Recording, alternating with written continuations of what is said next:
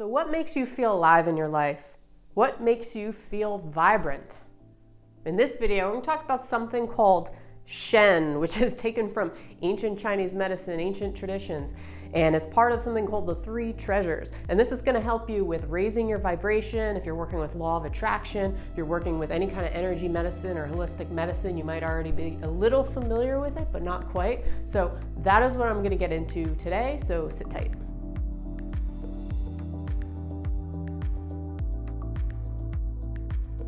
Welcome back to another video. I'm going to talk about something called the three treasures today. Now, this is taken from ancient wisdom, Chinese medicine, which I've studied over the years, and it is our connection to something greater than just us and our body. So if you're familiar with ancient, medicines and stuff like that, holistic medicines, you've probably heard the term qi, right? Qi is energy, and it kind of gets this glossy kind of overtone to it. Well, qi is our body's life force, and note when I said the word body, so it's basically moves through us, the energy that moves through us makes us function. When something is blocked in our body, or say you're dealing with the chakra system in something like Reiki, we want to get a smooth flow of qi, a smooth flow of energy. Right? Balance the chakras, balance the energy centers of your body. So qi is what moves through our body and what makes us function pretty much. So that is one of what I call the three treasures. Not what I call the three treasures, but what ancient Chinese medicine calls the three treasures. And also there's something called Jing.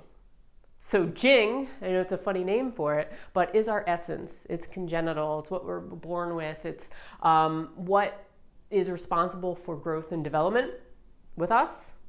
But then there's a third treasure, and this doesn't get talked about a lot unless you study these ancient traditions, something called Shen. Shen, S-H-E-N, and it has to do with our heart-mind. That's another name for it, heart-mind. Basically, Shen is our spiritual energy. So we have our qi, which is our body, life force energy. We have our jing, which is our essence, responsible for growth and development. And then we have something called Shen, which is our connection to something up there, right? The cosmos, whatever you want to call it.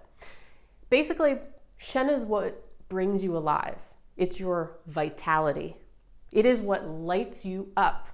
So you could have the other two. You could have the qi, you could have the body, you could have what you're born with, your genetics, all that stuff.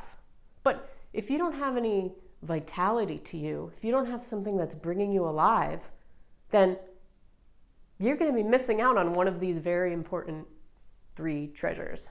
Now, the Shen lives in the heart, usually shows out through the eyes. So basically think of Shen when you think of somebody who is very radiant, has a very magnetic personality, somebody who just draws you in and you can't quite pinpoint why.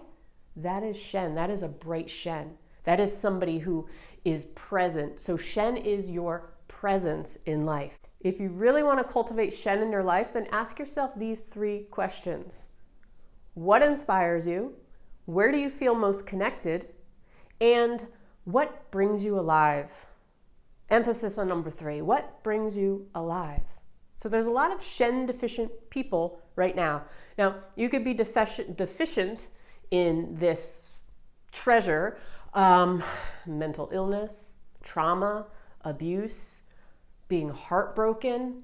There's a lot of things that can lower our vibration, can make us feel empty inside.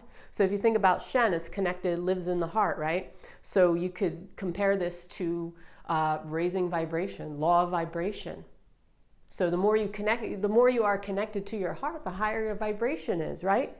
The more you are connected to your heart, the more magnetic and radiant you are. The more connected to your heart, the more present you are. The more connected to your heart, the more everything lights you up and you feel connected and you feel inspired and you feel creative. You see how this all works? Very smart wisdom taken from thousands of years ago. So You could do law of attraction. You could do heart coherence stuff. You could do I don't know, just practice raising your vibration and watch tons of videos on it and read books on it and watch YouTube videos. And did I say that already? Probably. But it all goes back to the same thing. It all goes back to the same thing. Where do we feel tapped into our heart? Now, the heart is just a beating organ, right? But what is that feeling that we get in this area, in this heart? Where is that coming from? Coming from our body? It's coming from something greater, right? It's coming from a connection to something greater. And I don't mean to sound like extremely spiritual or religious or whatever you believe, because I'm not religious. Maybe I'm spiritual, but whatever, it's a label. But you know when you feel that in your heart. You know when you feel in the flow. You know when you feel creative. You know when you feel inspired. Well, guess what? That is you bringing out your Shen, retrieving your Shen. That is you bringing out what makes you feel alive in your life.